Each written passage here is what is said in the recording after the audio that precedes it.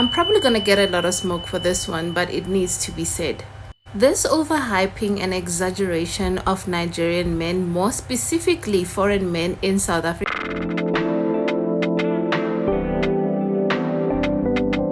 needs to come to an end. If we are going to criticize South African men for being involved in gender-based violence towards South African women, then Nigerian men shouldn't be left out of the chat when it comes to their behavior and how they treat their own women in their own country. More specifically, for the fact that they are also involved in human trafficking and how the voices of Nigerian women are not heard. The same can be said about Congolese men, the things that they do to Congolese women. The rape, the murder, the butchering, the beating, all of it are just important. And also this hyper exposure of these men allows them to perpetrate their violent behavior towards our own women. Under the guise of false pretense, they are not as glamorous as they make them out to be. They are just as much of a danger to us as South African men are. Most of these Nigerian men come in this country to make you their prophet. We cannot ignore the fact that most of these Nigerian men, foreign men, are involved in shady things, especially those who lavishly throw money around. Because what could you be doing that you can throw money like that? Especially in South Africa, where we have a crisis of human trafficking as well, where our people, our women, children go missing based on the fact that they are looking for jobs. Again, under false pretenses that they're gonna give these ladies jobs when they don't. So you are their money. They come here to make us their money. So we need to stop with this hyper exposure of these men whom are a danger to not just us but their own women in their own countries. Their own women don't even praise them the way that we praise them. So if you're gonna criticize South African men, then we should criticize foreign men for their behavior as well, because they are not exempt from this criticizing.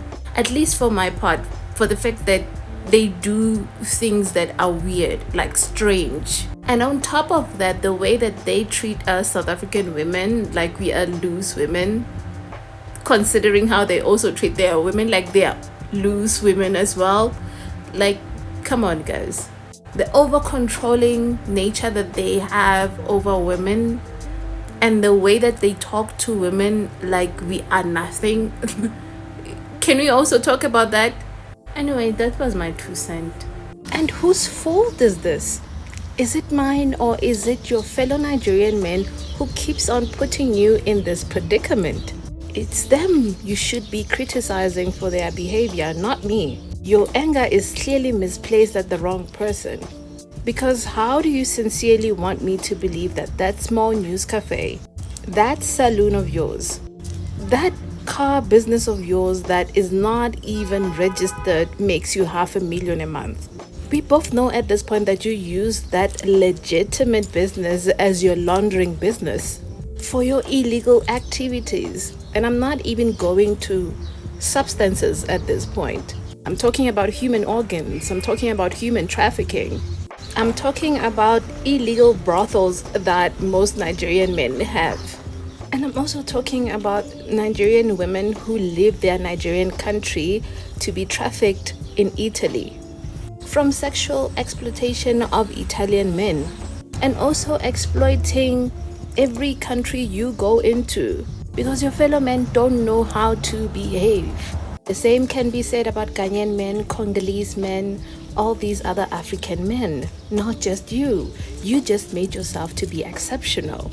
The other thing that these girls don't talk about is that they are exploited by you financially, physically, and emotionally into silence, where they are blinded by this material life. At the end of the day, it's me paying for that lifestyle.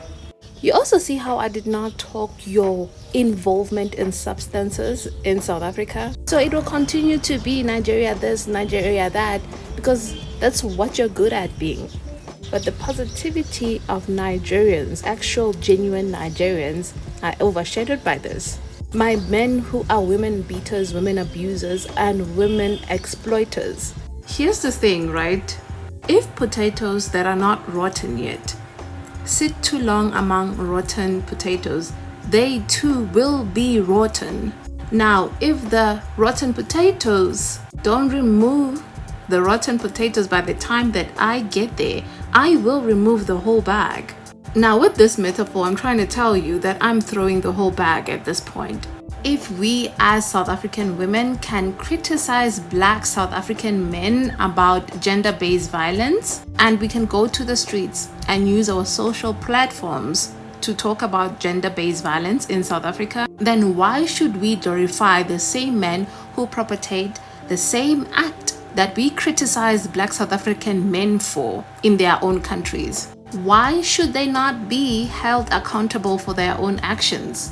We know that foreign men / Nigerian men don't have full authority in South Africa. They are given authority by the true actual owners of South Africa. Those white people in power have given them access to do what they should be doing. So they're going to take the criticism just as we criticize South African men for the same act that they do in their own countries, and they bring it here. So they want us to be naive and stupid and sing Akhona my Nigeria while they make blood money, while they treat us like trash and undervalue us and demean us and undermine us and all of those things. Oh, Jelafina, they know that what I'm saying is the truth because they know what they are dealing with. That's what they signed up for. They know I'm right. So why would they come for something that they know I'm right about? Those Nigerian men that you see in my comments, they can go spin their story elsewhere. Majority of them are involved in illegal activities. They have friends that they know about that are involved in illegal activities. Even these men in my comment sections, they know that I'm right. If I can wholeheartedly criticize South African men, who the hell do they think they are that they won't be criticized by me? Vele mina ngizoba criticize me. And they be telling me that I want to trend. I want to use them to trend. They could be using anything to trend, but they want to be trending about them harming Black women. So they want us to keep quiet when they dig us a hole, just like they do their own women in their countries, where they cannot even speak about their own problems against Nigerian men. So you want us to become them, where we have to glorify you for Uslima.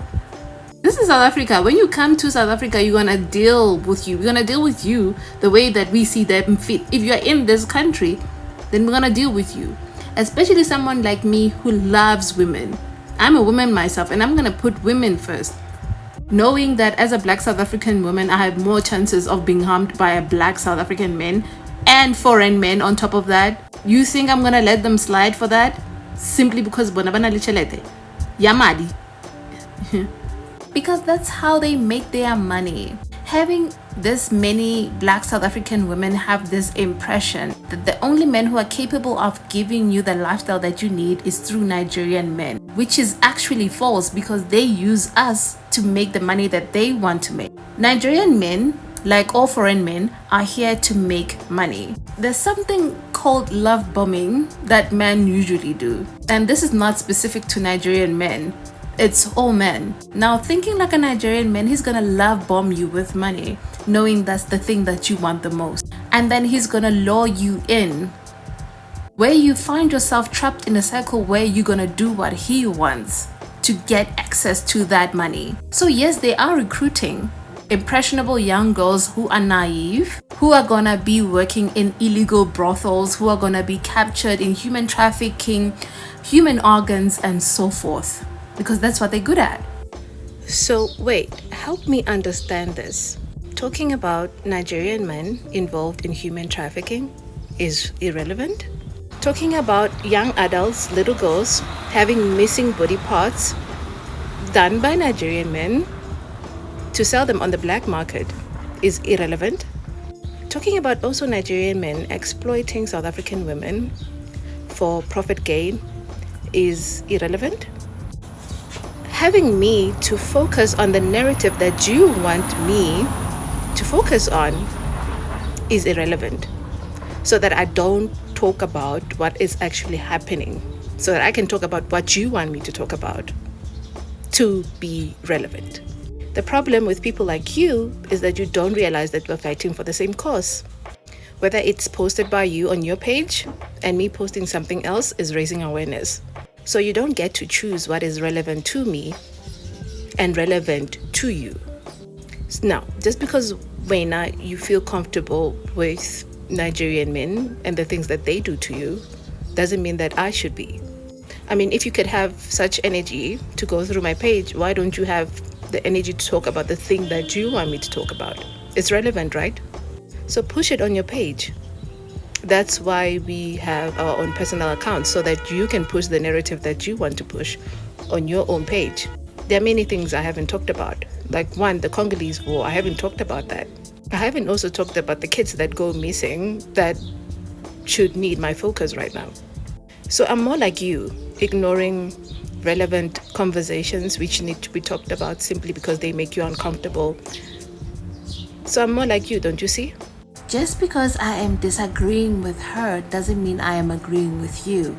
Because the point of the conversation still remains the same, as the conversation did not start here. South African men are still a danger to South African women and children. And foreign men are not exempt from this conversation. Nigerian men are no better candidates for us women. They too have a high rate of gender-based violence in Nigeria. They too are involved in harming Black South African women.